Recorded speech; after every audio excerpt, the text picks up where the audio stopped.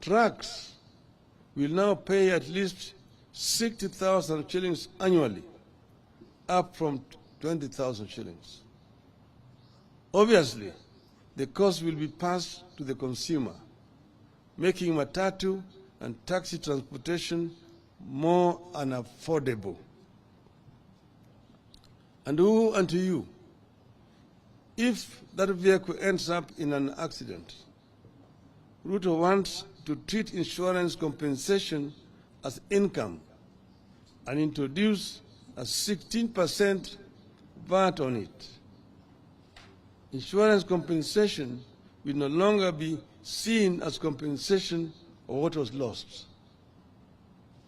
My car had an accident. The insurance company sends an assessor, assesses the extent of damage, which most of the times is under assessment. I'm paid compensation to go and repair my car. I have to pay a tax on that compensation. This I don't know what kind of arithmetic it is. It is the same story with per diems, mileage and travel allowance of public officers. Per diem will now be treated as an income and attract a 30% income tax. I used to be a civil servant, and per diems are based on the costs of living in the country you are traveling to. That's why it differed from Tokyo, Oslo, New York, Accra, Cairo, and so on. And whatever you did not use, you are required to retire on return. Now it is an income that you must pay 30% on. You could go on, and it will be tax after tax. Looking at the proposals, one cannot help asking, what planet does Ruto live on? Does he understand what Kenyans are going through?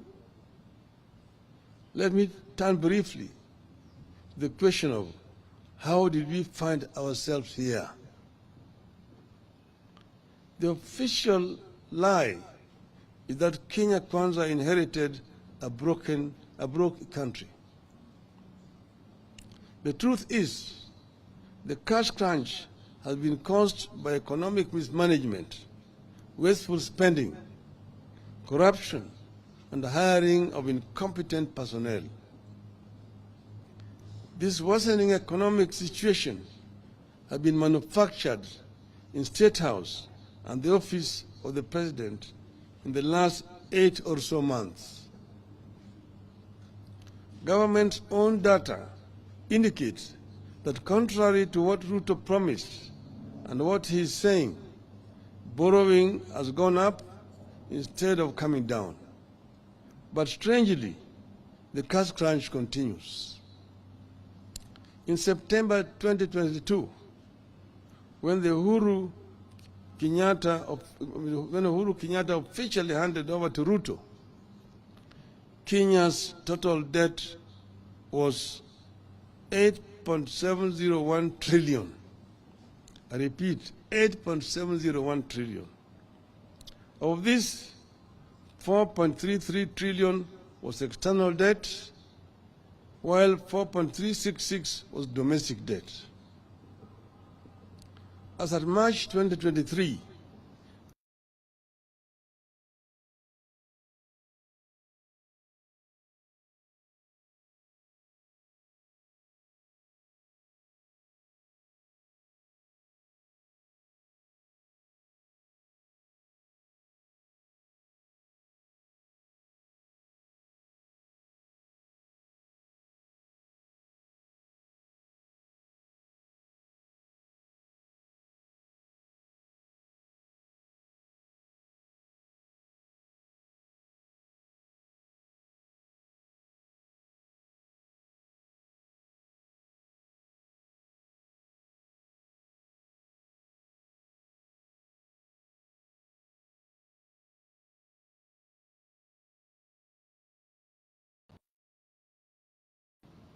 to 4.539 in March 2023. We can go further back to the year 2021. Between September 2021 to March 2022, that a comparable period, our debt rose by 405 billion, from 7.96 trillion to 8.401 trillion. External debt was at 4.209 trillion, while domestic debt stood at 4.192 trillion. This was the time Kenya was struggling with the impacts of COVID-19, including implementation of subsidies and the emerging war in Ukraine. But our total debt was still lower than what Ruto has incurred in 6 months' time.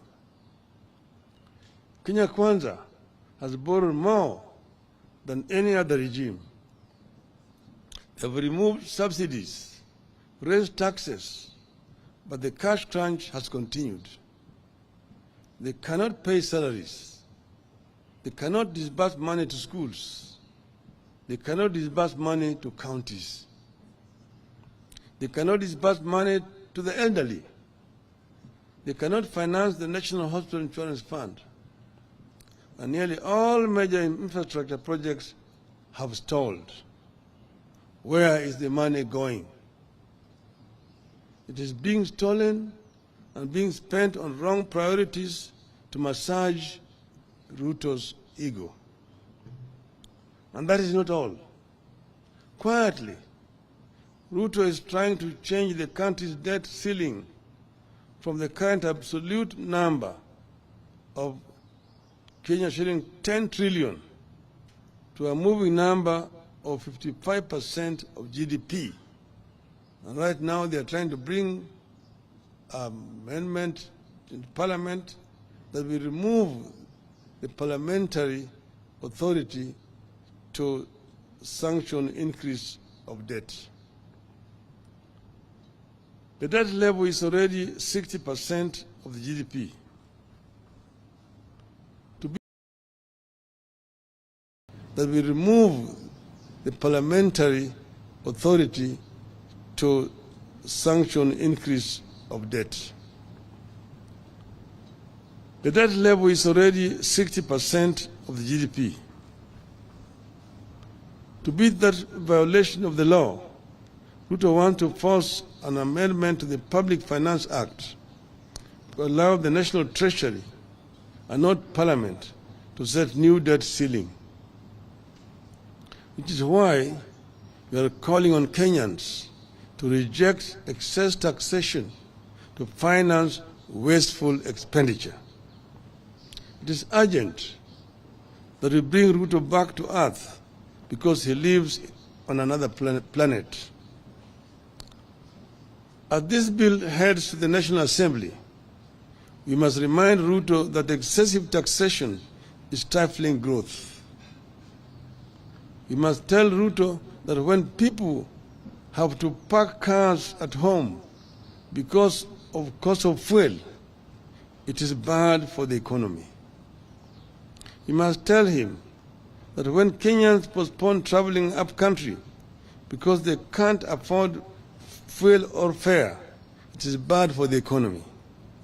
We must tell him that when people choose to stay indoors because they want to spend less on expensive goods, it is bad for the economy. And we must tell him that these things are happening now, here in this country.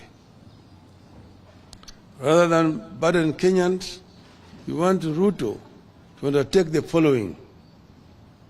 1, stop duplication of county roles and responsibilities. In the proposed bill, budget for health is growing by 35 billion shillings at the national level, yet health is a devolved function. 2, adopt a zero-based budgeting. Don't take the previous budget as the baseline. Every budget must start at ground zero where everything has to be justified. 3, don't grow the size of the budget. Cut it down and live within your means. 4, instead of imposing new taxes, see the loopholes that lead to the loss of revenue. 5, stop non-essential government expenditures, including the appointment of the chief administrative secretaries. 6, reduce the size of government. 7, cut non-essential domestic and international travel. 8, freeze ministerial out-of-station allowances, ministerial house allowances, and domestic allowances for cabinet and principal secretaries. 9, stop corruption and theft of public funds. 10, finally, we ask Ruto to humble himself, withdraw this bill, offer apology, and seek forgiveness from Kenyans for the anxiety caused then, and begin afresh. The one point I wanted to mention, that the budget for the parliament is 41 billion shillings. That of the judiciary is 23 billion shillings. But the budget for housing, which is talking about as his flagship project, is 29 billion. Parliament, with only 400 or so many members, it allocated 43 billion shillings for members to be globe-trotting around. Yet housing, which is saying is fundamental to his budget, is only allocating 29 billion shillings, less than what is given to members of parliament, almost equal to what is given to the judiciary. Is economics upside down. You have noted that the regime has run out of sound bites and explanations for these proposals and has resorted to threats. But we have agreed with our MPs on what to do. Vote against any tax rises. Should Ruto overrun the National Assembly, we will regroup and overrun him in the wider National Assembly of the whole people of Kenya. End of statement. So, we welcome Madam Martha Karua, who just joined. I would now like to invite the chair of the Azimio Council, Honorable Nderitu Murithi, to take over from here. Welcome.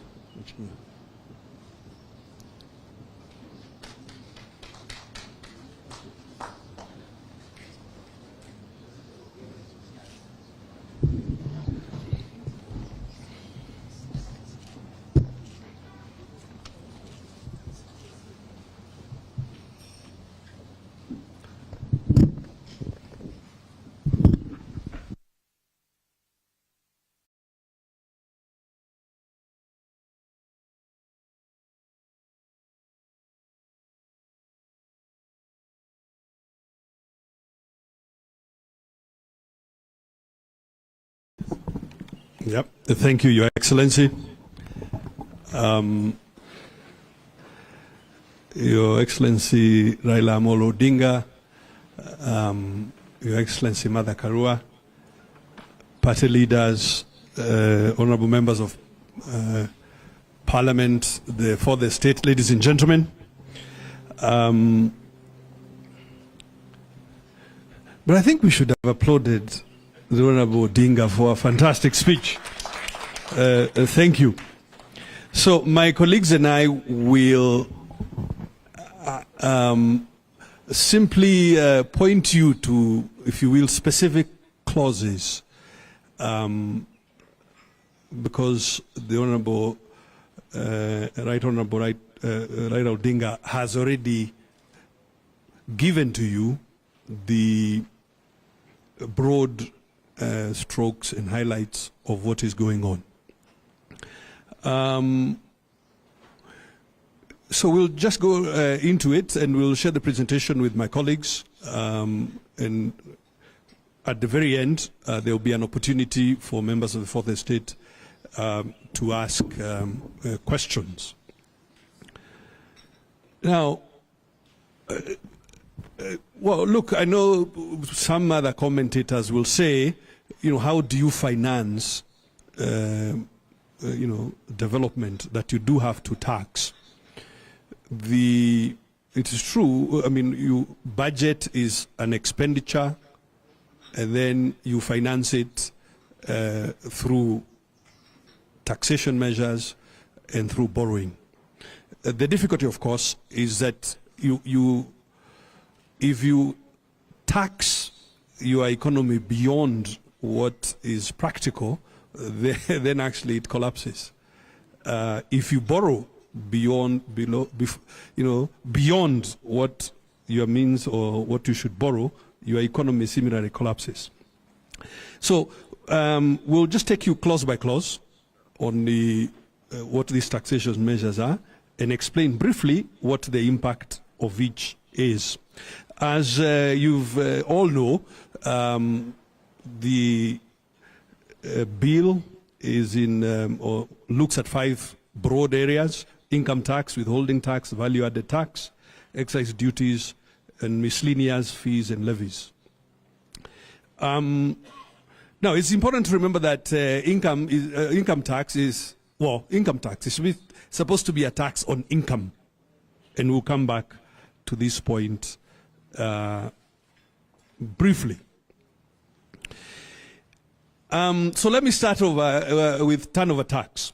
So clauses 9, clause 24B propose to increase turnover tax from 1% to 3%, and also bring down the threshold from which you start to pay. And the threshold comes down to 1,370 shillings.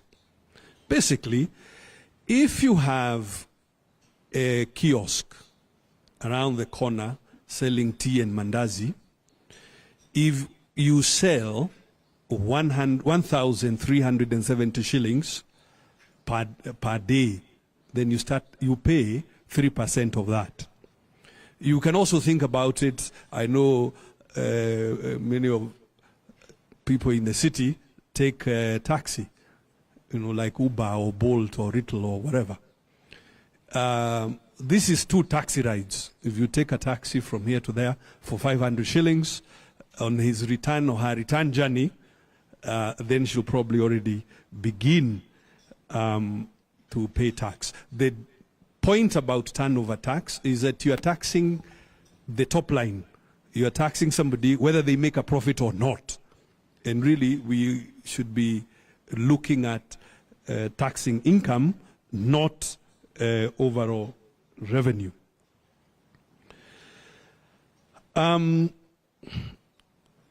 Clause 5 of the bill proposes to tax employee share ownership programs. If you have a small business and you want your staff to get committed to the business and you offer them some few shares, and this is a common practice with Kenyan small businesses, so that they are motivated to work even harder. Now, this will attract 30% because it's considered part of your compensation. Remember, ladies and gentlemen, that dividends are already themselves taxed in addition to capital gains. So this will end up being a triple taxation. And you will see in the bill that the valuation, determining what is the value of these shares that this small business has provided to the employees, is up. The determination is up to the commissioner, which therefore leaves room for abuse.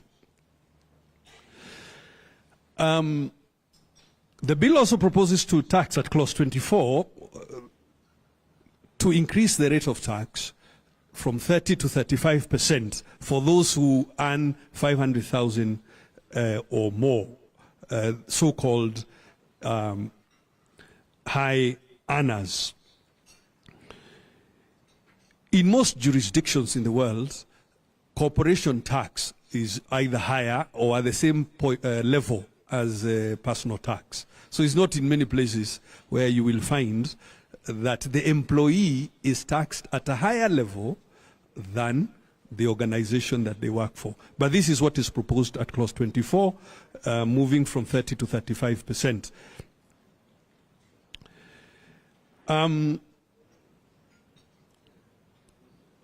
Clause 5 targets per diems for public officers. So per diems, travel allowance, mileage will now be taxed at 30%. Now, what we want to point out here, per diem is not an income.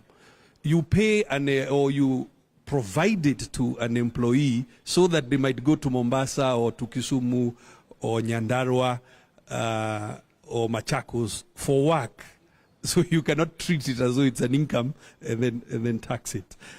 We are quite certain this is going to affect motivation and morale and disadvantages public sector workers a great deal.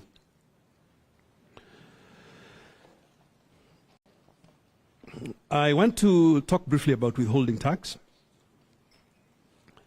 Now,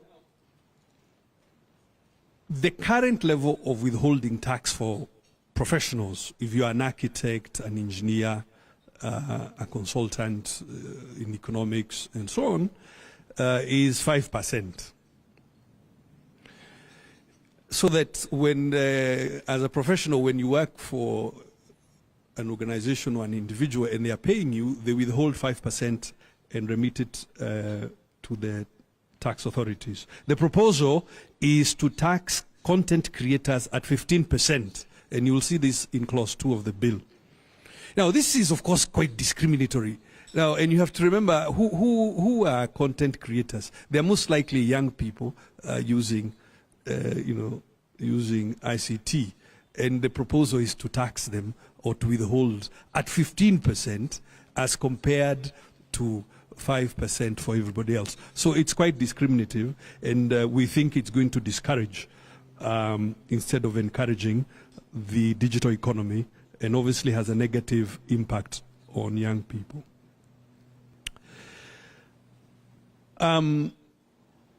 Clause 10 and clause 24 propose to tax digital assets. Digital assets, cryptocurrency or non-fungible tokens. But let's talk about cryptocurrency like bitcoins. And the way you can think about it is the same way you think about dollars or euros. You have businesses that are called forex bureaus that buy and trade currency. You don't tax them for the volume that they have sold. Instead, you check whether they have made a profit and you tax the profit. What is being proposed at clause 10 is to tax the bitcoins at 3%. So you are taxing the person whether they have made a loss or not, which we should not be doing. I think, well, maybe I shouldn't say that, but I suspect some people, yourselves here for the state in communications, perhaps you moonlight in DJing services and so on. So you will not escape if this bill passes. Clause 24 proposes to tax promotional services at 5%. So, for instance, if you went to an event like this and you are, providing the service of being the master of ceremony, and then you're paid some little token, then that token is going to be charged at 5% withholding tax, and you will find this at clause 24 of this bill.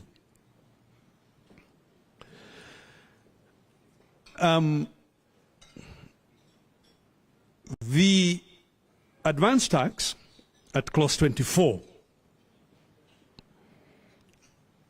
and The proposal, of course, is to increase this advance tax on saloon vehicles, on buses and minivans and trucks, and so on.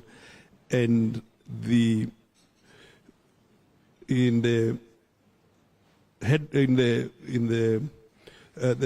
Prime Minister has walked you through this. The impact, of course, is what we are explaining. If this proposal passes, a normal truck will now be paying 60,000 instead of 20,000, and this obviously is going to affect all goods because all goods are based on transportation services. Reflect on again the people who do who offer taxi rides on various ride-hailing services. Those vehicles that are then used for this purpose they will be now paying 5,000, which is about double what they are paying now. And I want to encourage my colleague, the Honorable Bandi, to come up and help me with the balance of this presentation. And as I said at the end of the presentation, we will welcome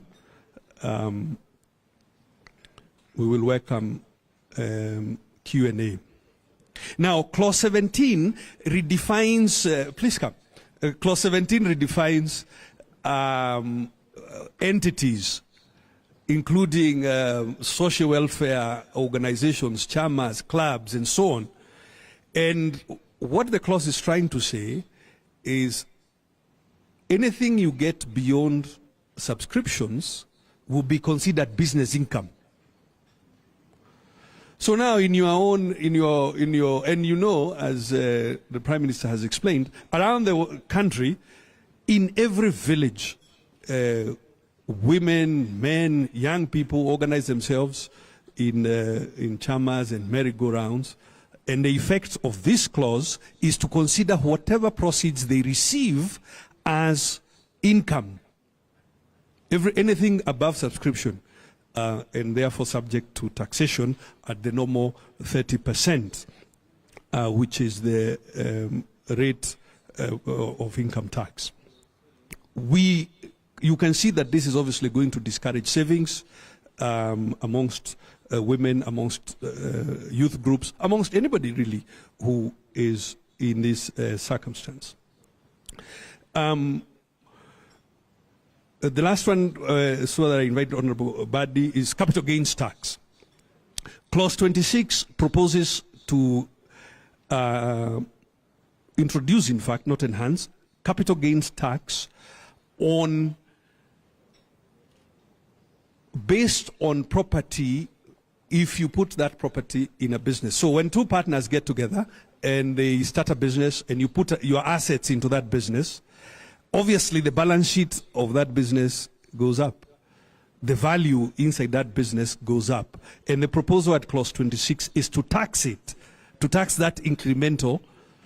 I can see Professor Naituli is looking at me. Let me re-explain. What I'm saying, Professor, is like this. If Professor and Mheshimiwa Wajakoya decide to start a business and you each put an asset in that business, obviously the balance sheet of that new business goes up by the value of the assets you've put in there. The proposal is that if that value is more than 20%, it should be taxed, which I can see the Honorable Kioni is looking at me. These are not my proposals, Honorable Kioni. This is what is contained in the finance bill at Clause 26. So do not throw your cap at Badi and I. This is, it is a bit outlandish. Thank you, ladies and gentlemen. I want to invite my colleague, Honorable Bandi. Please proceed. You'll use that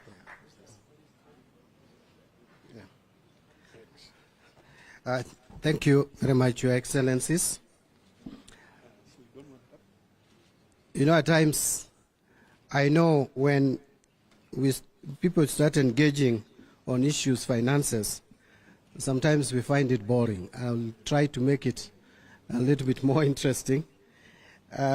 What actually Honorable Nderitu was saying on capital gains tax is, if today, Honorable Kioni, together with your wife, you enter into a partnership and you're running your partnership and you decide that you want to give some of your assets, including your house or building, for that business, then of course the total balance sheet of the business will go up.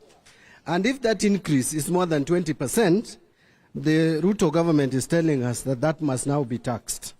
So that is a simple explanation of that. But I want to now focus more on VAT. You know, Kenyans have just been talking about one aspect or one particular amendment to the VAT Act, and that is the amendment that is touching on fuel and petroleum products, which is found under Clause 28.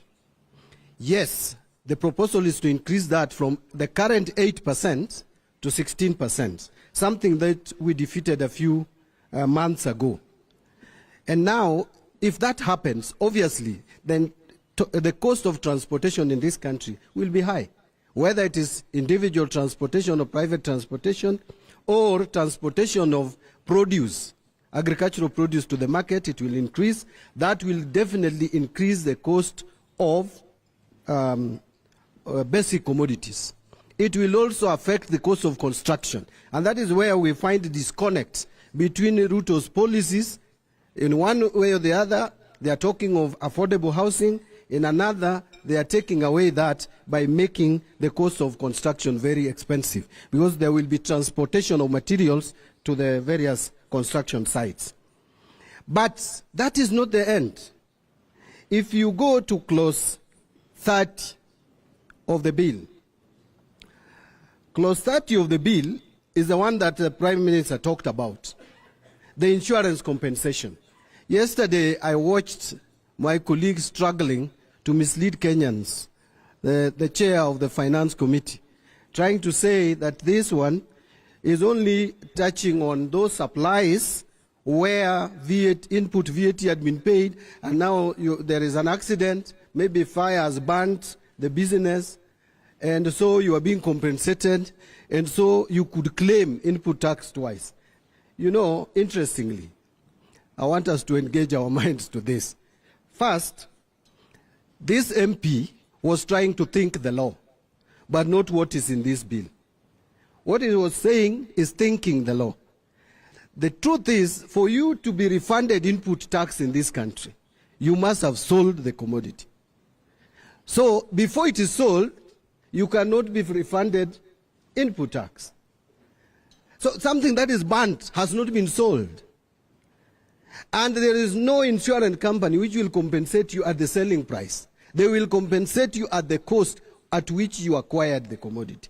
So what he was telling us was simply playing with our psychology. What is provided in this bill is that if you get compensation, that compensation will be taxed at 16%. That is the truth, and that no one can run away from that. I want to go straight to Clause 33, which is proposing a number of amendments.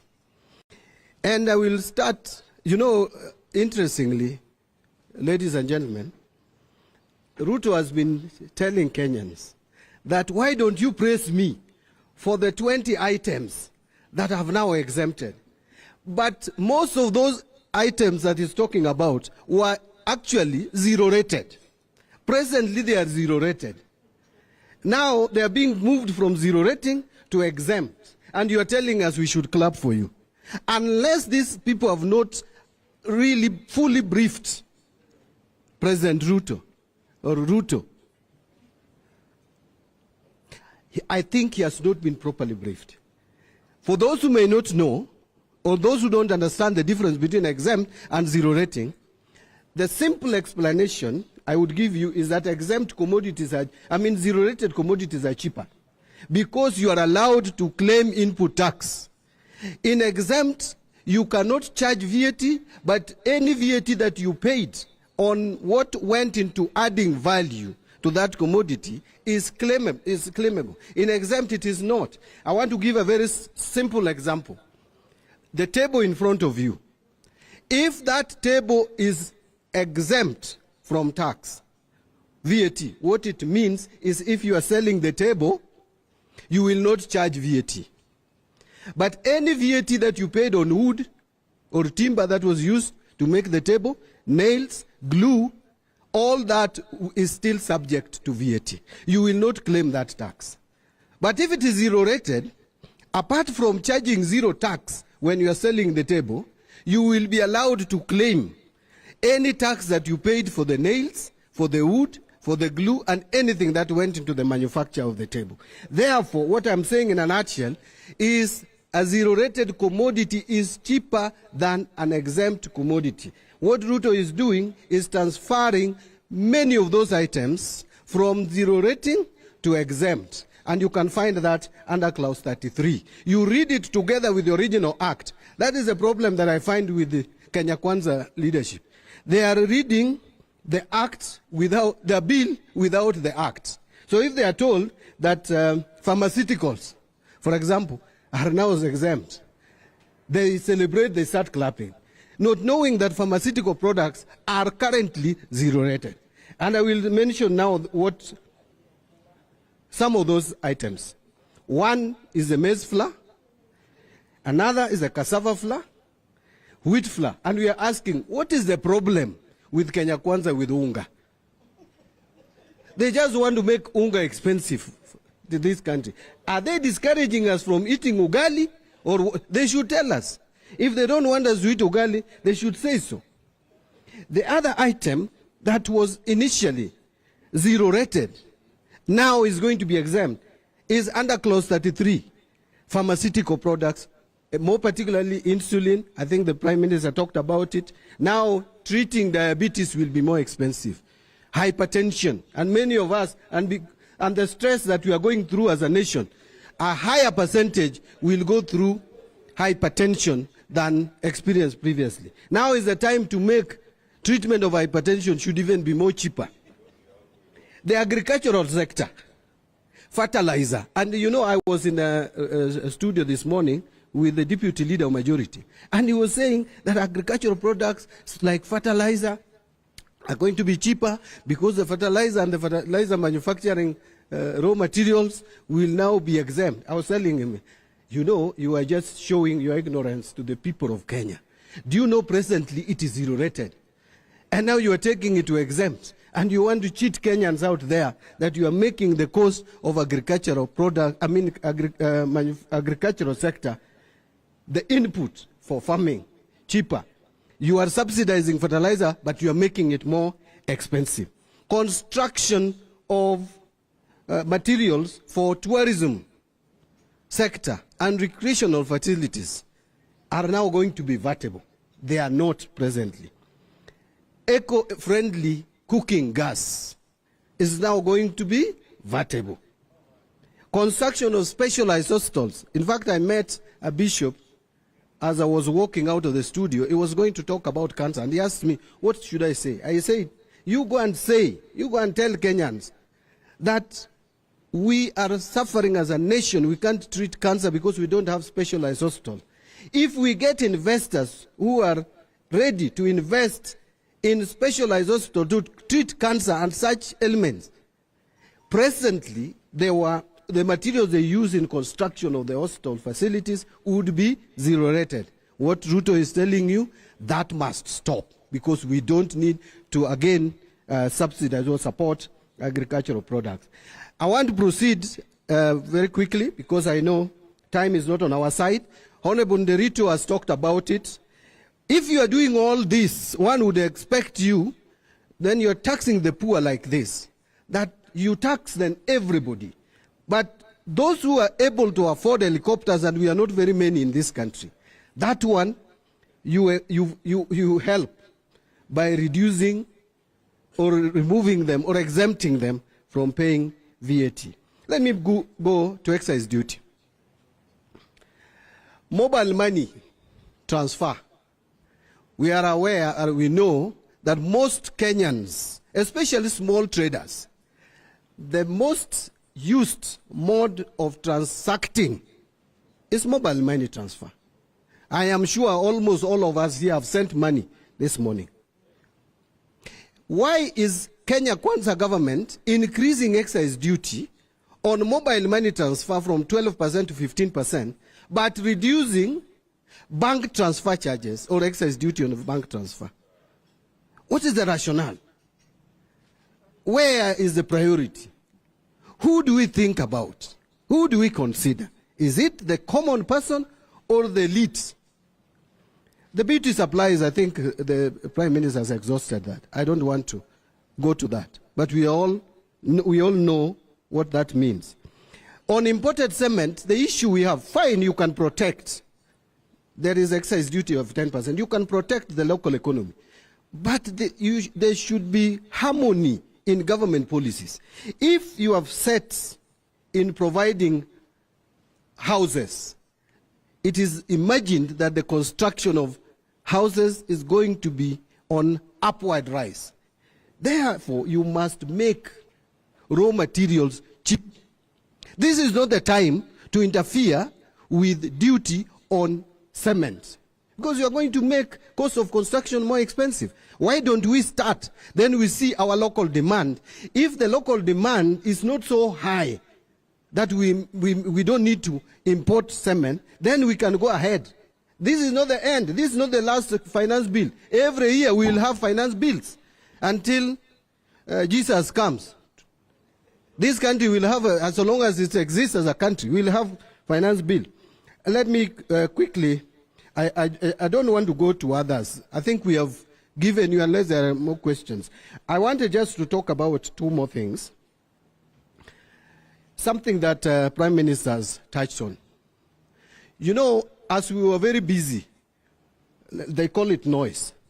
With this noise around finance bill, they have cheekily introduced another small bill here, an amendment to PFM Act. And what they are doing, and I want to agree with the Prime Minister, you know, first, they are now changing the system of setting the debt ceilings from the absolute number, which is 10 trillion now, to what we may call pegging it on GDP. And they are saying 55% of GDP. That is the proposal. But they already know presently that already our debt stock is at 60% of GDP. And they know it will not make sense because you are putting it at 55, it's already at 60. So they have come up with an amendment. And this is Public Finance Management Amendment Bill 2023. This is the amendment, and I want to read it. They say Section 50 of the Principal Act is amended by deleting the words "a limit" and substituting therefore the word "set threshold." So they are replacing limit with threshold. That I would leave to lawyers like His Excellency Kalonzo Musyoka to interpret the difference between limit and threshold. To me, probably it is the same. But then, the worst bit is by inciting the following proviso at the end of the sentence.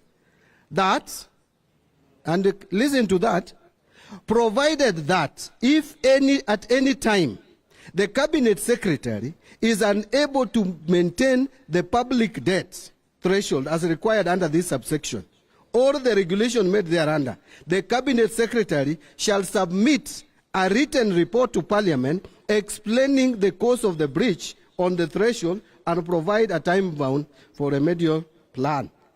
How do you explain breach of law? How do you explain breach of law? And it is saying that the Cabinet Secretary will only submit a report.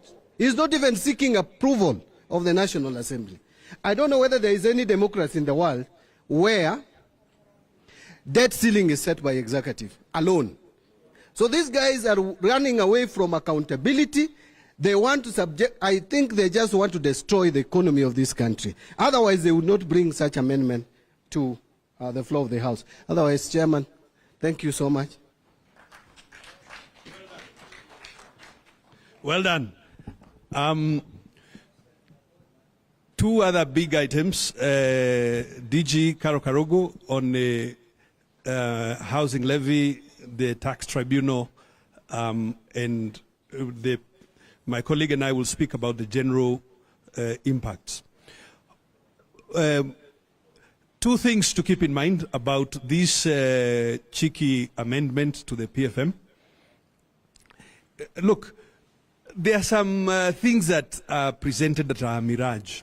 One of them is this idea that, debt to GDP and taxation to GDP.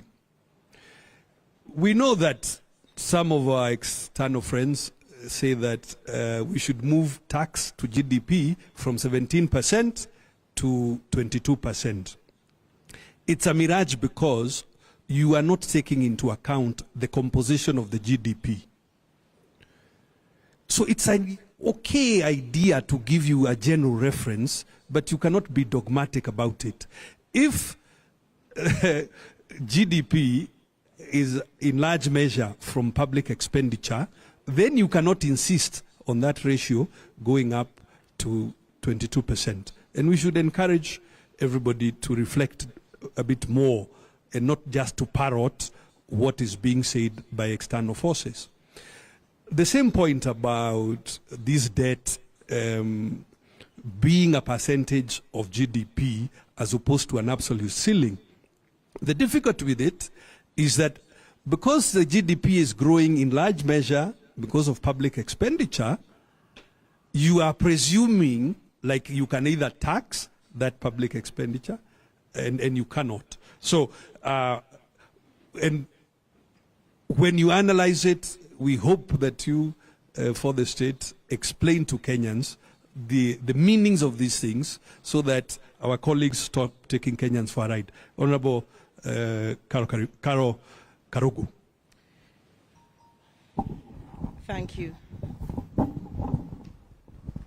Thank you. Thank you. Thank you very much. I will head on to an issue that has been canvassed. Just last night, out of 4 hours, I think we spoke about the housing levy for a good 2 hours, 13 minutes, and I was counting. It has been reported, misreported, and I think we are not addressing what is the key issue. And I do not think Ruto also knows what the key problem is with this. What we think is happening around the housing levy is that Ruto has friends somewhere. He has assured them you will be investors and you'll have tenders and you will come and provide us with sockets and wires.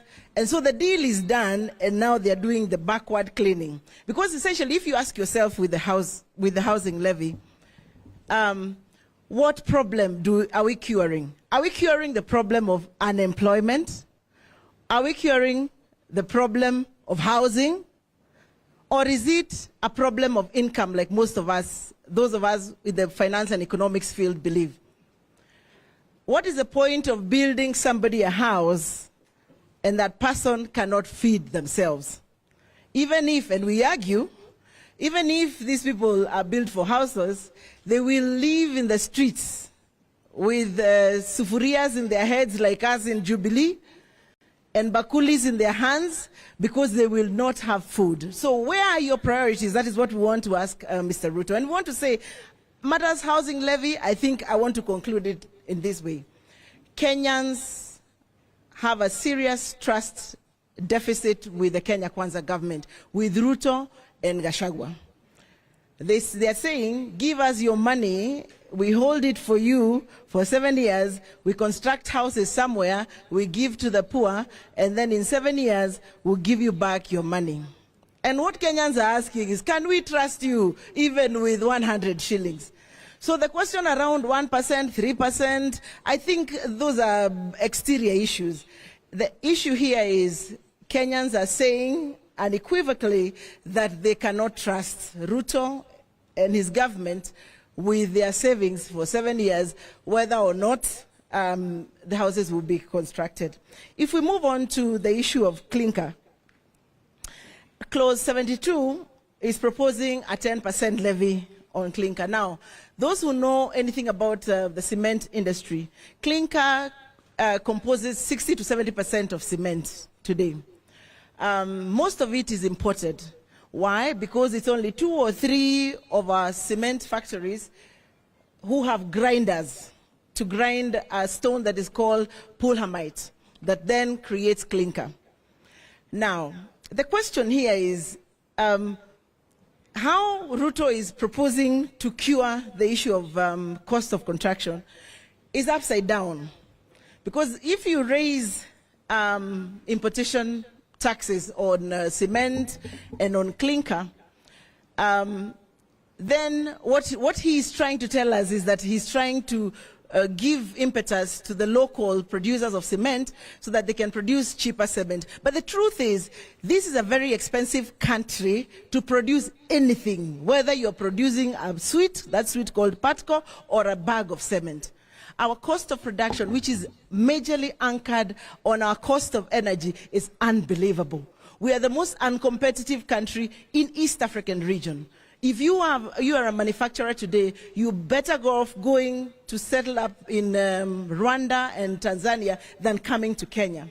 And the issue of energy is easy, and we want to say this to Ruto, and we can give him ideas if our captain allowed us, but we are not here to consult for government. We are not paid by Ruto to consult for him. But this, if you read our manifesto, we had brought up the issue of grid losses in this country. This country is losing 23% of its power on grid losses. Now, let me put that in perspective. 23%, so it's about 0.25% of the power that is produced in Kenya today is lost between production, reticulation, and the end-use customer. In the Azimio manifesto, we had proposed to bring the grid losses down from 23% to 10%. Let me put that further into perspective. Every 1% drop on grid losses is 1.2 billion Kenya shillings. Every 1% drop on grid losses is 1.2 billion shillings saved that can be transferred to the end user. So it doesn't matter how much you raise the cost of you raise the cost of imports. What the government should be doing is ensure that producing locally is competitive, that bag of cement can be produced locally at a cheaper price to match the global and the East African market prices. But this obnoxious government is doing the exact opposite. The same is happening to iron rods and steel bars and craft. Let me spend some time on craft. Craft is the paper that wraps unga. I want to be like my colleague, Honorable Mandi. I do not know what Ruto has with unga. Unga has been hit from left, right, and center. Whether it's VAT, whether it's the actual production of the maize plant in terms of fertilizer and inputs, whether it's the milling, that milling is being hit by, the high cost of fuel, whether it's the transportation between the miller and the shop, the transportation costs, I think Baba has said that very clearly. The trucks that are transporting are now going to be paying 60,000 shillings as opposed to 20,000 shillings per ton, which was what was going on.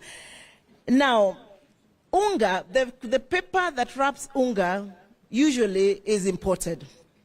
This there's a proposal to impose a 10% duty on the wrapping paper. So who will bear this cost? It is you and I who are the consumers of unga. Once again, we want to ask, what problem do you have with unga, Mr. Ruto? Let's go to leather. The industry of leather in this country has shrunk over time. And this is because a lot of rawhide is smuggled out of this country. In fact, the experts are telling us we are losing 70% of our rawhide to China through some smuggling process out of this country. So what Ruto is proposing in clause 67, in clause 62, is that he will impose an export levy, on rawhide. So what will this then do is that it will increase, the impetus of people exporting, rawhide. So what does it then do to our tanneries? We have 9 tanneries. They are working, I'm told, at about 30%. We will be closing these tanneries, and everybody who works there will be asked to go home. Therefore, job losses. Clause 67 is proposing to increase the import declaration fee. I mean, that has been canvassed. I think it was also in Baba's speech, from 1.5 to 2.5%. My argument about importation is create a more efficient, effective internal structure so that goods are produced cheaply, and you expand your tax base so that you do not have to worry about what is coming in because you're already competitive enough. Let me move to the second last item, which is the tax appeal tribunal. Now, something very interesting here is happening. That today, if you have a tax issue, you have a tax case, you will pay KRA 20% of the disputed amount. So today, I am disputing 100 million shillings. I will pay KRA, before we start anything, before I file my case with High Court, I will pay KRA some 20 million shillings. Now, this 20 million will not be earning interest. It will be put in an account we call escrow. So an escrow account, that money will be sitting there waiting for you to decide whether you won or you lost the case. You all know how long it takes in this country to, and the lawyers, I can see Honorable Kalonzo Musyoka is here, Honorable Mother. Cases take an immensely long time. So this money will be sitting there waiting for the case to be concluded, and you will get back your 20 million shillings 5 years down the line, no interest. That is what Ruto is proposing. Now, once you remove, apart from the fact that it's very unfair, of course, that you have a tax dispute, and over and above that, you're being asked to cough more money, I think from our side, we're saying there is also an issue of evasion of justice. The Constitution is clear. I think the lawyers can guide me. It's Article 48 of the Constitution. And I think I have my Constitution here. If I could just read, because it's important for us to get this bit. It's about access of justice. The state shall ensure access to justice for all persons, and if any fee is required, it shall be reasonable and shall not impede access to justice. So I don't know how reasonable 20% is. If you ask me a reasonable fee, should be in the decimals, in 0.001, 0.002. That is a reasonable fee. But 20%, Mr. Ruto, by no means is not a reasonable fee, as is prescribed by our Constitution. Last but not least, we talk about the Tax Procedure Act, and this one is extremely interesting. Just like we see in the entire bill, we see Ruto safeguarding his friends. So if you are a friend, I think what he has realized is a lot of his friends have issues with taxes. Because in clause 51, he's proposing an amnesty on any interest, penalties, fees for anybody who has a tax dispute as at 31st of December 2022. Apart from the fact that this sets a very, very bad precedence, because then if I'm the president next time, I will just ask my buddies, how many of you have cases? I can offer you amnesty. So it sets a bad precedence. But we read mischief in this particular amnesty, and we know they're all in government, all of them who have issues with KRA, whose factories have been closed. So what he's telling his friends is that I will give you amnesty until 2024. Please go and sort out your issues. I will scrap your fees and your penalties. I thank you very much for the privilege of your attention. Those are my issues. Thank you.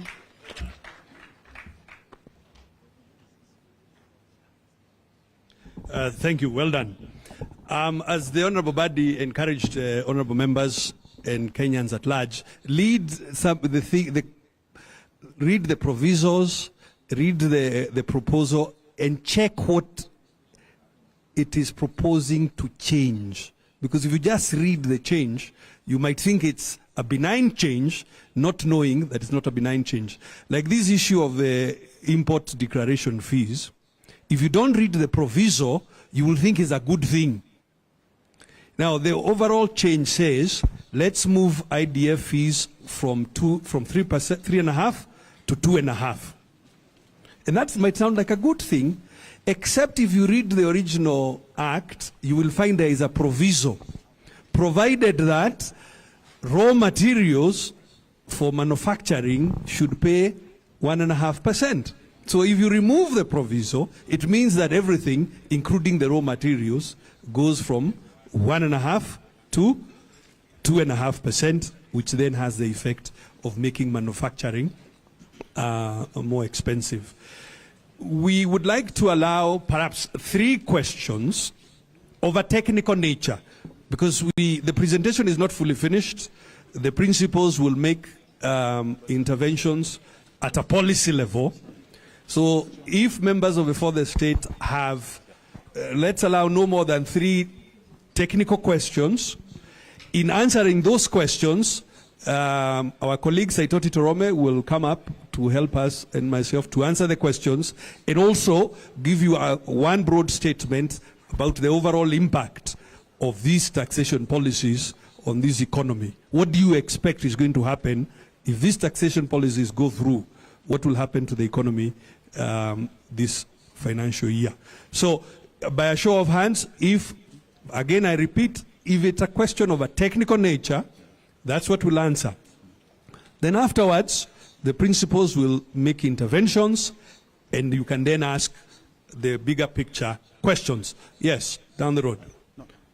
Yeah, Chairman, we are not going to take just from members of the press alone, even other participants. If you have a question, just raise your hand and you'll be able to ask. Any question? Of a technical nature. As we do so, Saitoti Torome, please come up to make one statement around the impact. Questions? Okay. Okay.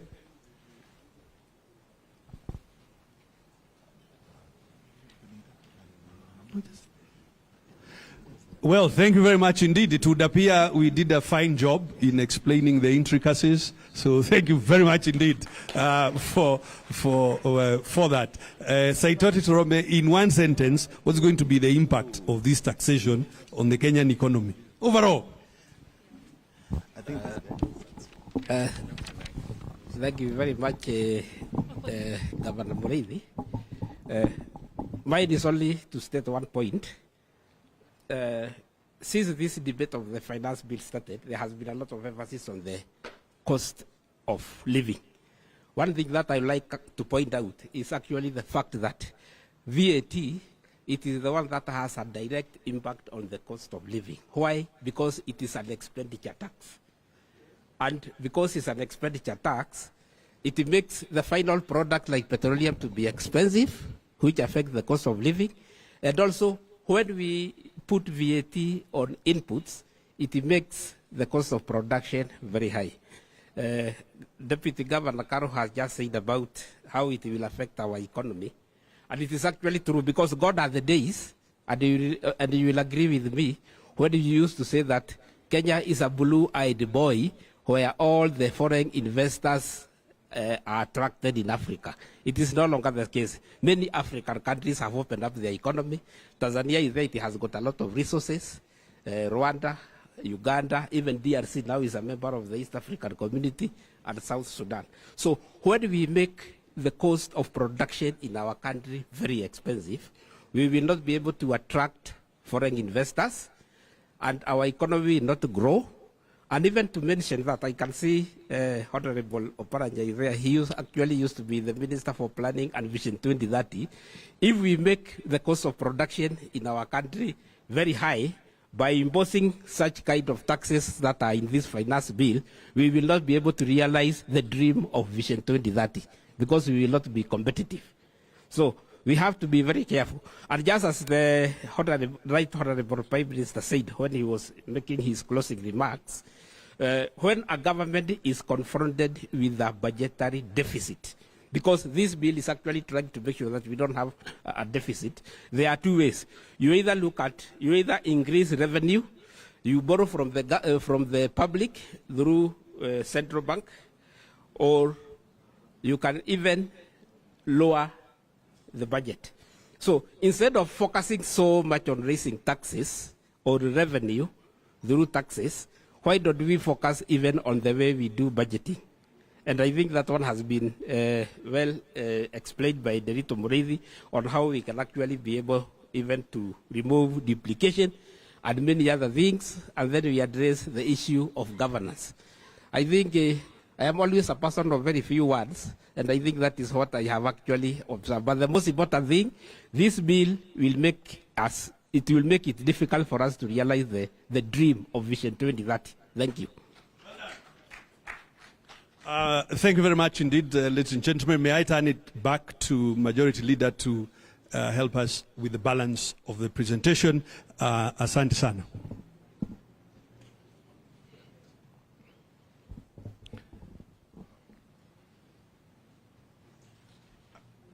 Can we give a final round of applause to our Economic Council for a wonderful job?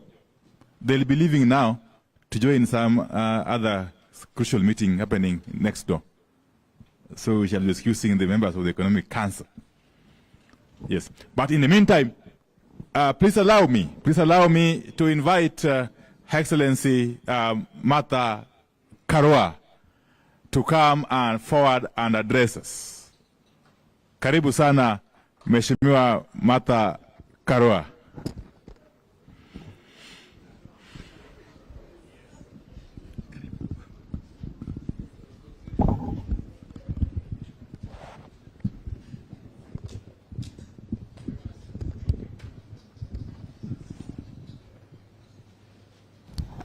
Good morning, everyone.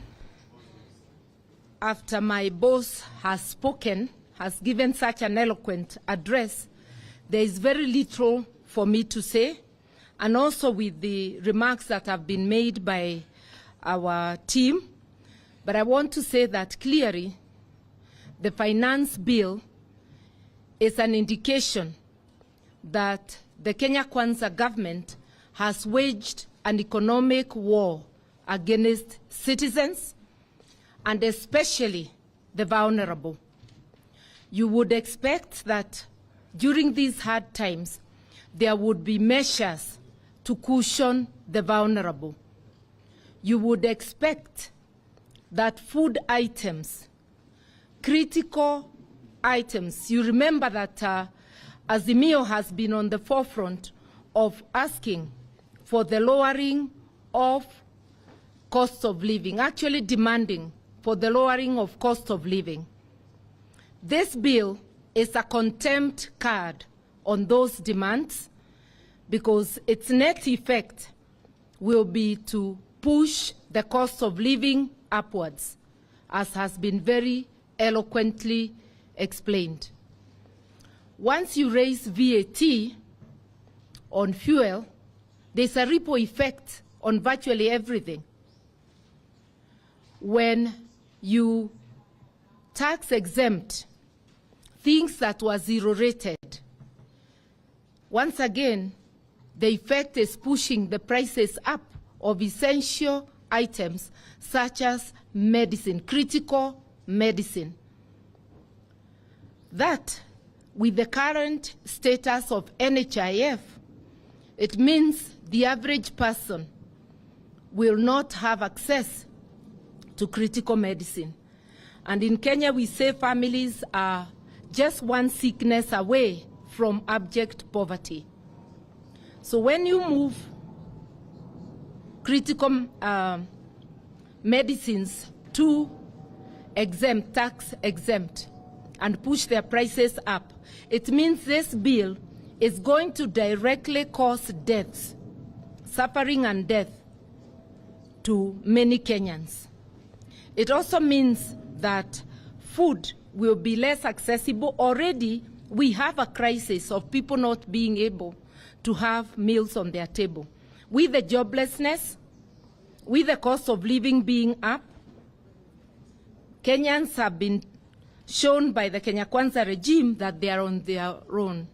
This is happening in a context where the expenditure, non-essential expenditure, for the office of the president, for the office of the deputy president, for the prime cabinet secretary, luxury items, they have pushed the budget up for travel, the example being led by the Office of the President.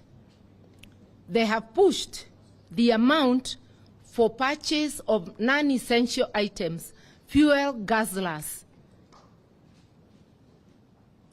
Cars are not an essential, especially if they are just discarding cars they found that have not lived that have not done their time. Just because you have come in, you buy new vehicles at a time our economy is in crisis. They talk of austerity measures on one hand. On the other hand, they are lavishly spending like there is no tomorrow. So just a look at what is happening.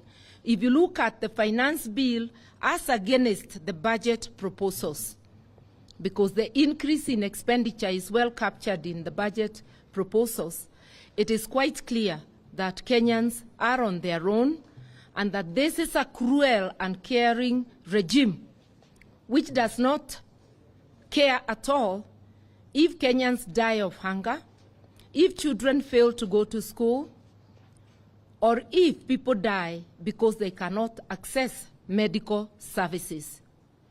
I would urge, especially our Azimio members of Parliament, as you debate, let us not be hoodwinked to concentrate only on the issue of the housing fund.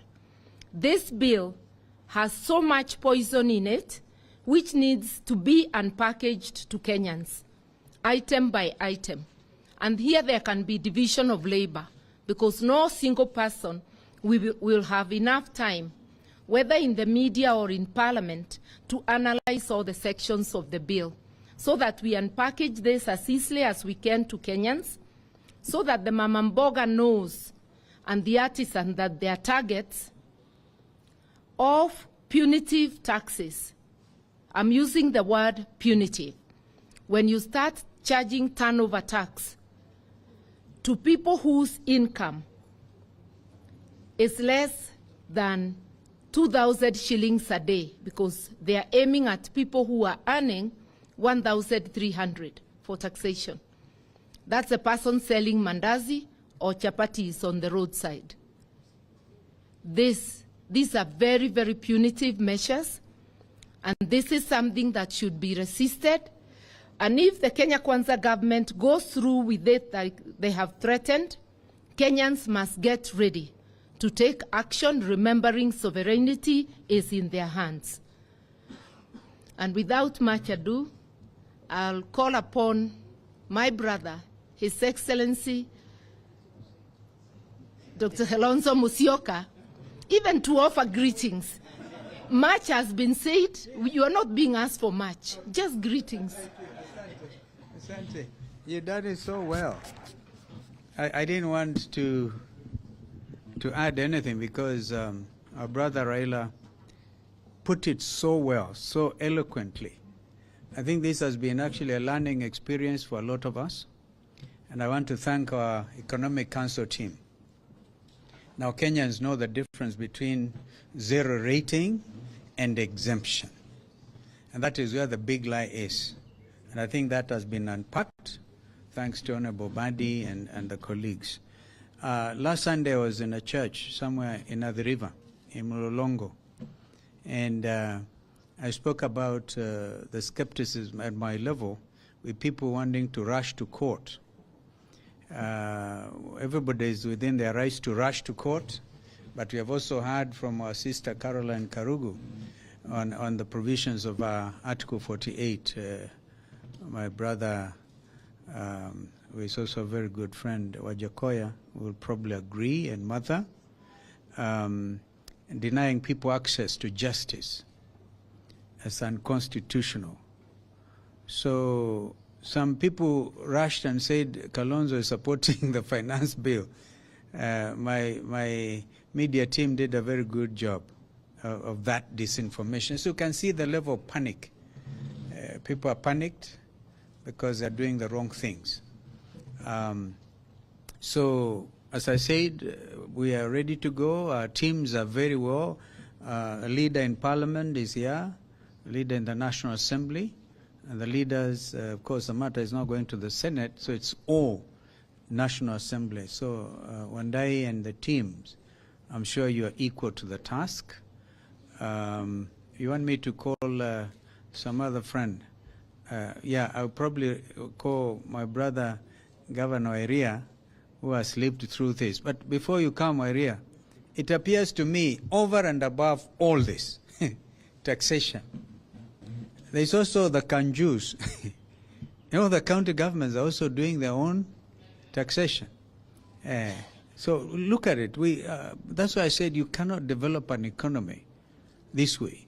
And those who have been following even the debate on debt ceiling, for me, I find that completely unacceptable.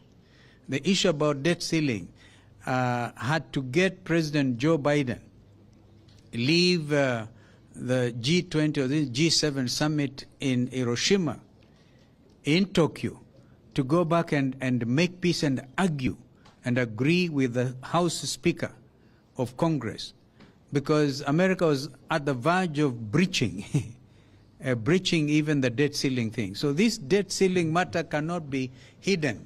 It must be brought to the fore so that Kenyans will know you cannot extend the debt ceiling without the full involvement discussion of Parliament. So hiding it under some funny clause that we've just been told, I don't know who made that presentation, that the cabinet secretary responsible for finance can just go and lay on the table some information, and then the country then assumes that all is well. So I think in a nutshell, we are in a crisis, and we need to be able to accept that this is a crisis matter. And then, as my brother said, the conclusion was very clear. We give it to the public court. I don't know whether it's you, Kioni or Wanjokoya or Mwangi. Mwangi, you had stood. As I said, I had nothing useful to add. That's why I was muttering around. But I hope I've managed to clear some issues. Thank you. Thank you very much. I think from a broader sense, we need to look at this budget vis-a-vis the commitments which Kenya Kwanza gave to Kenyans, because that's why they were voted into office. Because even as we get into the figures, there are some broad commitments which Kenya Kwanza gave, and they are supposed to be delivered through the finance bill, essentially. To Central Kenya, for example, there was a commitment for guaranteed minimum prices for coffee, for tea, for milk, and for other farm produce. And from an income perspective, because like for example, from our region, our income comes from agriculture. This finance bill must answer the question, then, after implementing this finance bill, what then will be the guaranteed minimum price of tea? Because it was a commitment. What will be the guaranteed minimum price of coffee? What will be the guaranteed minimum of price of milk, of cotton, of pyrethrum, and of other farm produce? Because that was a main commitment to farmers. So is coffee going to go to 200 as they committed as an output of this finance bill? That is what those people expect, because they might not understand the numbers very clearly and the argument today, but the impact of this to them is what they need to take home. So Kenya Kwanza must tell us, out of this finance bill, then what will be the guaranteed price of coffee to Mount Kenya farmers, of tea, of milk, of rice, because that was their commitment. As we speak, tea attracts about 42 levies, 42 taxes. And when I was a governor, together with the governor of Kericho, we had actually gone to court, and the matter is still in court, trying to challenge the 42 levies against tea as a crop or as a sector. The matter is still in court. So those are the matters which this bill is supposed to be resolving for our farmers.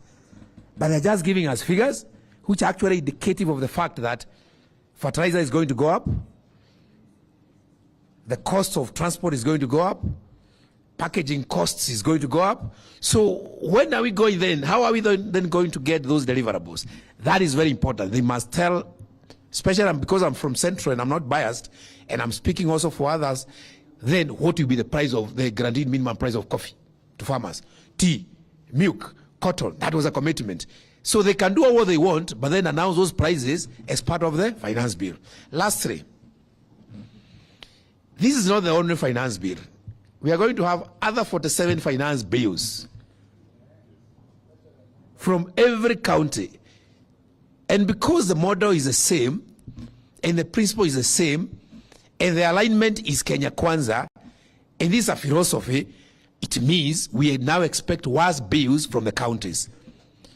So how are we going then to marry the county finance bills and this finance bill and then say this is the overall burden to our people?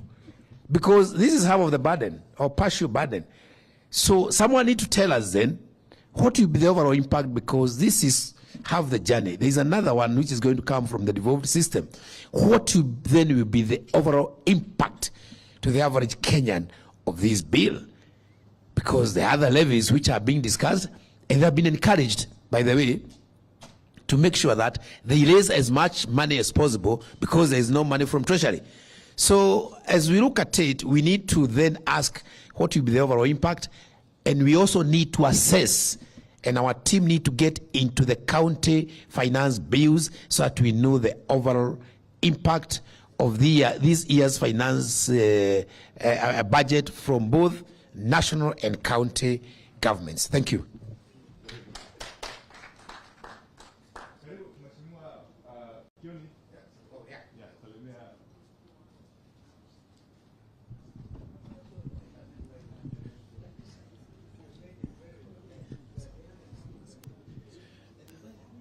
I think, to me, this is a Shakahora budget. We are all candidates for Shakahora. At this late, none of us can be able to add a kilo to our weight, because the cost of living is certainly going to be totally beyond the reach of all Kenyans. And I wanted to say, when we talked about the 4-5 issues as Azimio, the cost of living, this bill deals with the cost of living. So when we were saying that before any talks take place, we needed to address the cost of living, you can see where the vision that our leader had. When you talk about the need to protect multi-party democracy, to ensure that parties within Azimio are not swallowed or collapsed, is because if they are collapsed, then there will not be this voice on behalf of Kenyans. The voice of the voiceless will have been taken away, and they are still at it. And I think it is important that they are told they will not succeed, because in succeeding, they will have killed the voice that speaks on behalf of Kenyans. You now can see them clearly trying to legalize corruption. When you say that you'll be taking to Parliament the minister to go and justify why he breached the law, and you provide that in an act of Parliament, it's a regime that is not keen on fighting corruption at all. In the whole of the presentations that we have had, I didn't hear any attempt to seal the loopholes. And if we sealed the loopholes, I'm sure there will be a lot of money that can come back and be available to Kenyans for the things that they have been complaining about. Our party leader, Azimio party leader, has again read us in talking about the need to look at the IBC. The whole process of arriving at leaders. The leaders we have in Parliament and those who went through the window into State House and other places are now producing this. So if our process of electing people is not checked, it will continue producing people who do not care about the welfare of Kenyans. And that is clear from the kind of bill that has been led to us and the one we have been going through. We've been talked about Vision 2030. No, and let me also say, when you have in Parliament, Mheshimiwa Wadai, unfortunately, when you have in Parliament 90% or 80% of fellas there, and especially from some legions, were all leagued in, they have no business leading these bills. They will just continue leaguing your lives out of anything useful. And that's what they are doing. Vision 2030, a country, a people without vision. That's what the Bible says. People perish if we move away from this vision. And they have not mentioned the issue of Vision 2030 or even 2063 anywhere. So we are just people galloping in the dark. Haki ya Mungu, tuko kwa shida hapa. And again, as His Excellency has said, the universal health care through the widow, it just evaporated. A short while ago, you'd use your people back in the countryside who are happy with NHIF cards. Today, you produce it and you are chased out of the hospital. My brother is a doctor and he was told, don't retain anybody in hospital, even after any, whatever kind of operation, beyond 4 days. If you retain them beyond 4 days, wewe mwenyewe utalipa. So it's a question of whether you want to undertake these operations it's crazy. But there is one more thing that I think we need to focus on. And this is what I would help us and the Senate. Our Kinara has said it many times, but maybe it has not been, the media has not picked it. The amount of money that is spent by Parliament moving from one country to the other, it's a lot of money. The speakers, for example, and especially in the Senate, they actually exchange suitcases at the airport. He has so many places to go, he has no time, to cover all the trips that have been earmarked for him in a year. If we cannot focus on this also, I think it's something, 41 billion shillings to Parliament compared to the judiciary at 20-something, 22, or something like that, and the housing at 29. There are areas where these characters can focus on and still achieve some of the things they think need to be achieved. Of course, not housing, without taxing the Kenyans. Taxing the merry-go-round, Mama Boga na wale mem. I don't know whether you understand. Mount Kenya is full of those merry-go-rounds. And merry-go-round, chamas, all those, table banking. So you introduce table banking so that you can get a mrija kukunywa maziwa ya kina mama jikoni. So this is really taxing people while they are sitting at the fireplace. It's really not something that we need to sit loud and wait. But Baba, as I was coming from Nyandarua the other day, I bought some fruits. And a lady who was selling fruits to me said, "When nimekuona kwa Azimio, this pineapple, I am buying it for you, for Baba. Take it to Baba and tell Baba, you are our only hope. Ukirudi nyuma, wa Kenya watapata shida." Kwa hivyo, Kenyans are looking at what you are doing and the leadership that you are giving to us. Na jana usiku nikaambiwa, wanagojea tu kuambiwa twende. Pali utasema watu waende, hapo ndio watu wataenda. Wame give up kwa hii watu ambao wako hapa. Asante sana. Thank you so much.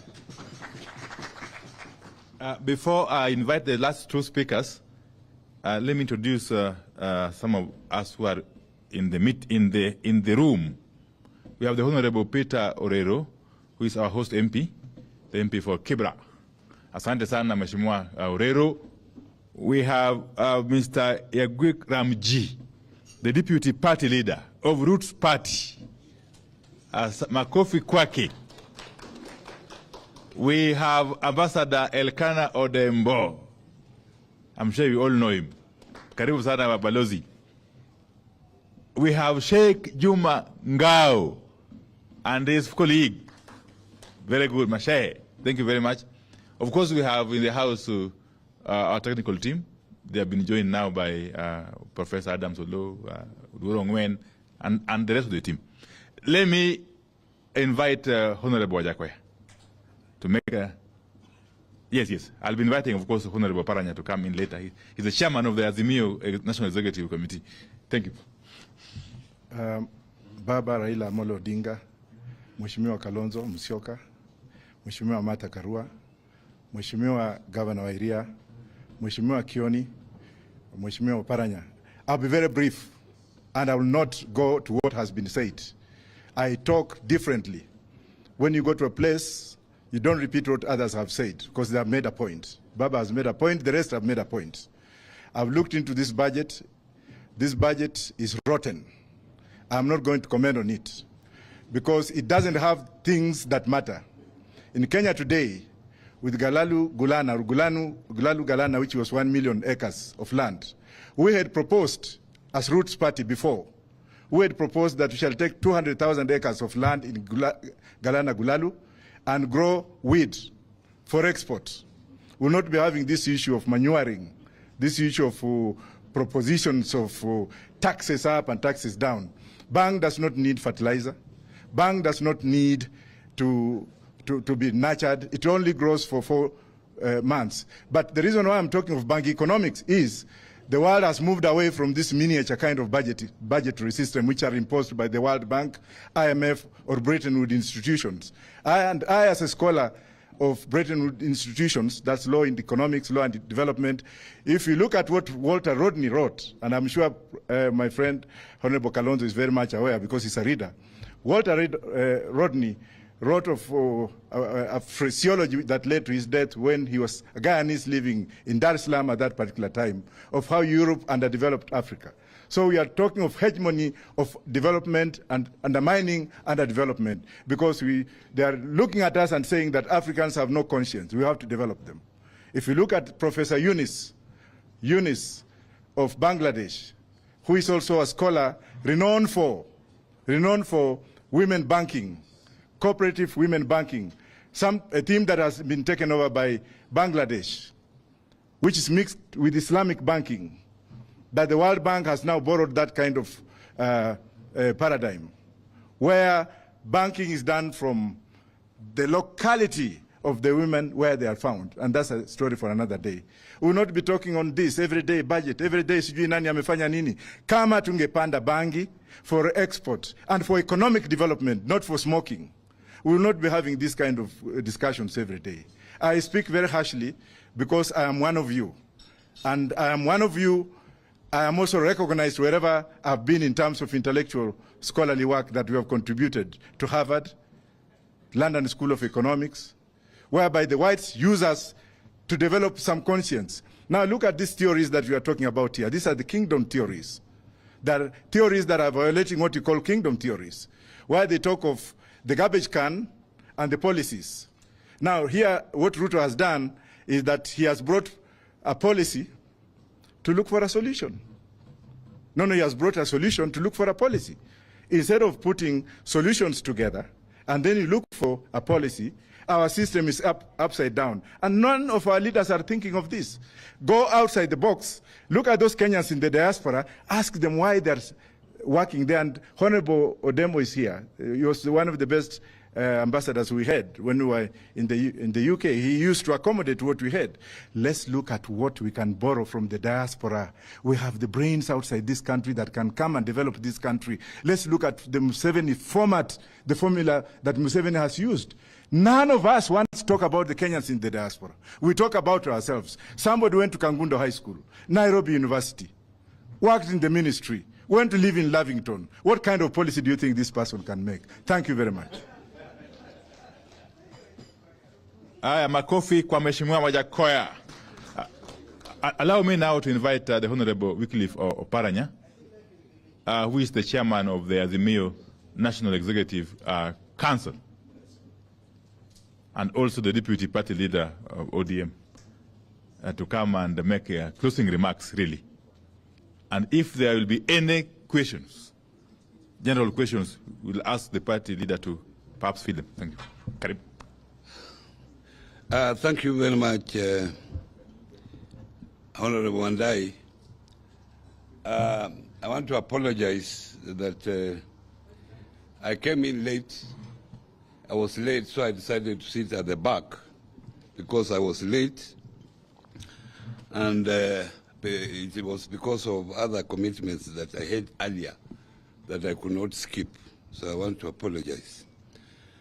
Now, Wachakoyo said that, my brother, that we plant bangi for export. I don't know how we will protect people from picking it for smoking, what mechanism we shall have when we plant it so that it is not for smoking. But let me tell you that one of the principles of taxation is simplicity. Simplicity is a key principle of taxation. And simplicity in two ways. One, how you calculate it. It should be understood by the taxpayer that this is how tax will be calculated, and he can even calculate himself or herself and pay voluntarily, because it's very simple. And the second one is how you collect it, because you have to look at the cost of collection versus the tax itself. Because if the collection is very expensive, more than even the tax itself, then that's not a good tax. So if you look at this taxation, they are lowering the threshold for turnover tax. It means there will be so many people in that net. Even Mama Mboka will be in that net. Then how are you going to collect that tax? Will you go around harassing Mama Mboka, collecting it? So that is going to be an issue. But ladies and gentlemen, remember, you are talking about Ruto, and I've said here even before, these are not Ruto's proposal. You know very well who put Ruto in power. These are the people who are telling him that if we have to keep you in power, to continue in power, this is what you should do. And we shall continue supporting you so long as you do what we tell you. That's all. I don't think even Ruto has read this taxation bill. I don't think. It is just being imposed on him. And as you go through it, remember that. Now, the finance, our economic committee was here. There is an issue that I picked up in the finance bill, that they are making a proposal to zero rate VAT on acquisition of going concern. Companies that already exist, that if you come and acquire that company, you will not pay VAT. Who are these people? You know, you acquire a company when you are rich. So if you are a rich man, you are coming to acquire Kenya pipeline. Why should I exempt you from VAT, zero rate VAT that you are going to pay?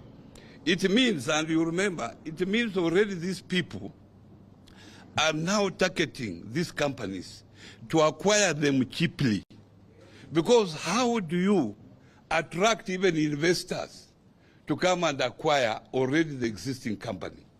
You attract investors to come and invest in new ventures and not going concern. Because going concern, they are already there. So note that. And I think that should also be picked up. Now, I have a friend of mine who is in Uganda. He's a Ugandan, but he has stayed here in Kenya for a long time. So he sent me a message this morning, and I want to read to you. He's saying, let him pass the finance bill as it is. What is wrong with you people? You have to let him make mistakes.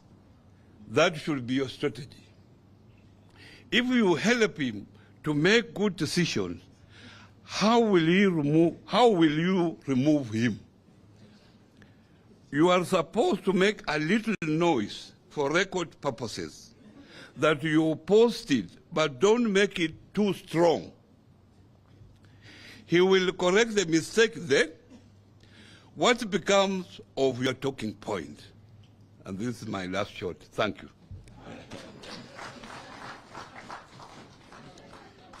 Your Excellencies, allow me, before I invite Sheikh Juma Ngao to make the final prayer, to say this, because the media have been asking if at all we are going to come up with any amendments. The answer is that a lot has been said about this finance bill, and the public has overwhelmingly rejected it. And in our view, this bill is flawed beyond redemption. So we are going to reject it in total. We are not going to propose any amendment to it.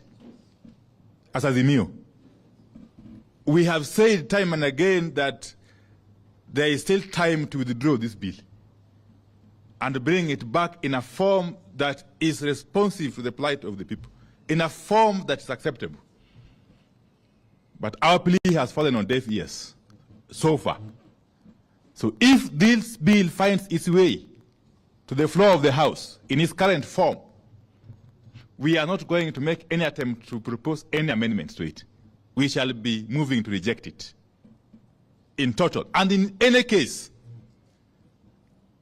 there has been the argument that if the bill is rejected, what will happen? Nothing will happen. Life will continue. Because as we speak, there is a Finance Act 2022, which is in place.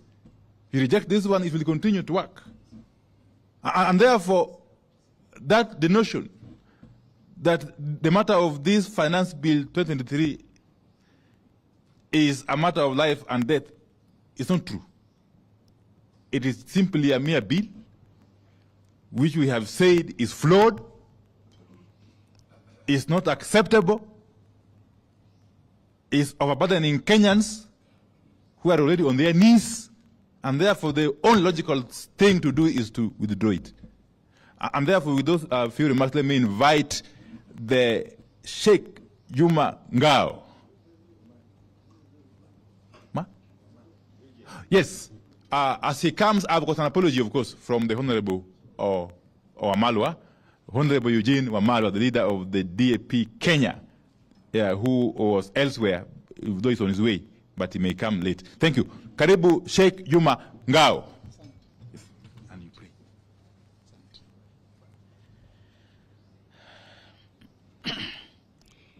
Assalamu alaikum. Bwana Yesu asifiwe. Mheshimiwa Rais wetu wa Azimio Baba Raila Amolo Odinga, naibu wetu Mama Martha, ndugu Kalonzo Musyoka, itifaki yote ikizingatiwa. Nimesikiza kwa makini sana wazungumzaji wote, kila mmoja hutaki amalize kuzungumza. Na mazungumzo haya tumekuja kwa sababu jana sisi kama Baraza Kuu la Ushauri la Waislamu Kenya KEMNAK tulifanya press conference Mombasa, tumeipinga hii bill. Na ni baada ya kushauriana na wenye viti wa kaunti 47, tuliwaambia waulize watu misikitini kila wakiswali kuhusu bili hii. Na majority of the Muslims katika kaunti 47 wakasema ambia chairman hii bili aipinge. Nikapigia mzee simu, mzee Raila, akatupa ruhusa, na jana tulikuwa na press conference Mombasa, na sasa hivi nafikiri iko viral katika mitandao yote. Hii bill niliposikiliza leo nimepata mengi zaidi. Ina somo moja ambalo napenda niwafahamishe. Binadamu wamegawanyika makundi manne, na kuomba usikize kwa makini. Kundi la kwanza kuna watu. Kundi la pili kuna watu wengine. Kundi la tatu kuna wengineo. na la mwisho akina nani? Watu wengine, wengineo na akina nani. Ukiwataka wote kuwapata hawa, nenda harusini, tuwapata wote hawa. Watu ni wale wenye harusi, familia ya bibi na ya bwana, wale ndio watu. Utengeza kadi wale watu.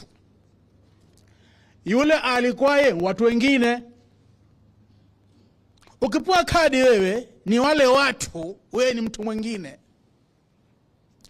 Kisha ukimwalika bwana Kioni hapa, na mimi niko karibu na sina kadi, atasema shekhe nifuate mimi.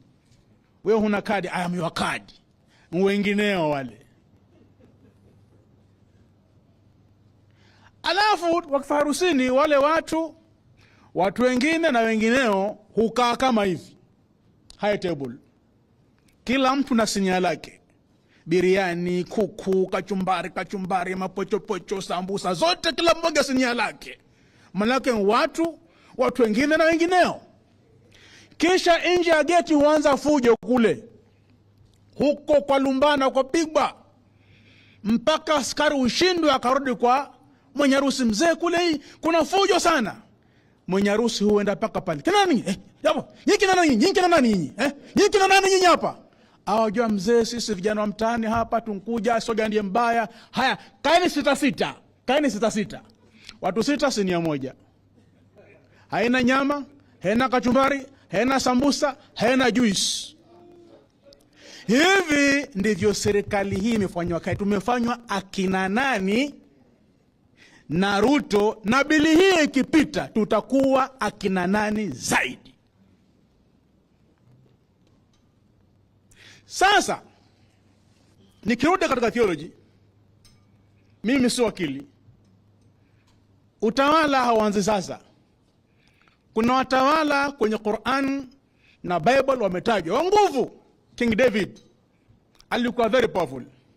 Solomon alikuwa na nguvu nyingi sana, akitawala binadamu, majini, mashetani, wanyama, hata upepo. Akitaka ruka mahali, Suleiman anaweka mkeka, anaomba dua kwa Mwenyezi Mungu, anaruka, akifika anashuka. Alikuwa very powerful. Akaja Firauni. Asa Solomon na David hawakumwasi Mwenyezi Mungu, alitawala vizuri. Firauni akaja akakosa, akatesa Mayahudi, akaoa watoto wachanga wa Kiyahudi, akafanya uchumi wa Misri mbaya kama huu. Mbingu zikachukua hatua. Lipelekewa Nabii Musa, akaonywa, hakusikia. Akapelekewa Haruni, akaonywa, hakusikia. Mbingu zikachukua hatua kwa utawala huo, akadidimizwa Red Sea, yeye na jeshi lake. Sijui katiba yasemaje, rais akiwa hivi kama huyu hapa, katiba yasemaje? Mimi sio wakili, yajua.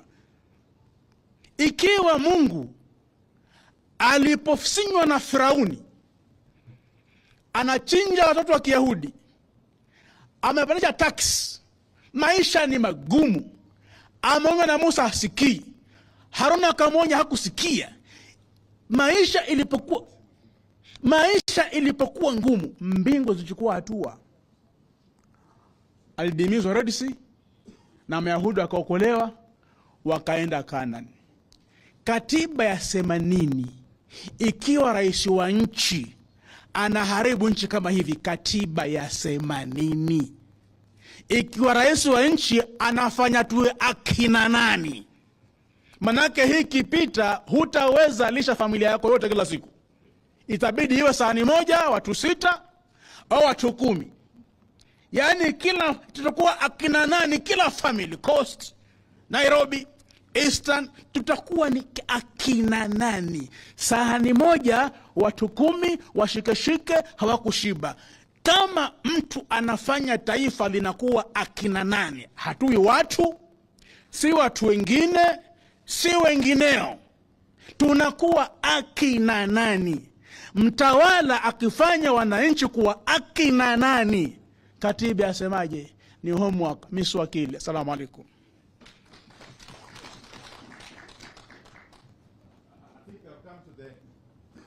We have come to the end of this wonderful session. So unless there's some burning question, very burning question from the media. We shall be calling it a day. Yes? We are okay? No. They are okay, Phil. Asanteni sana. Mwenyezi Mungu awabariki. God bless.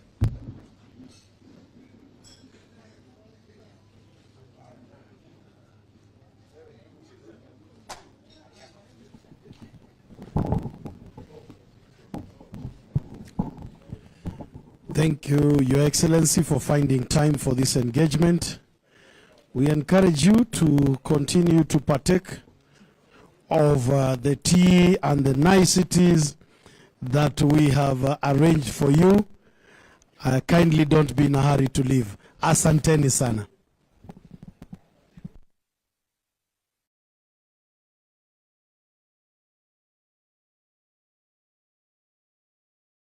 External debt, while 4.366 was domestic debt.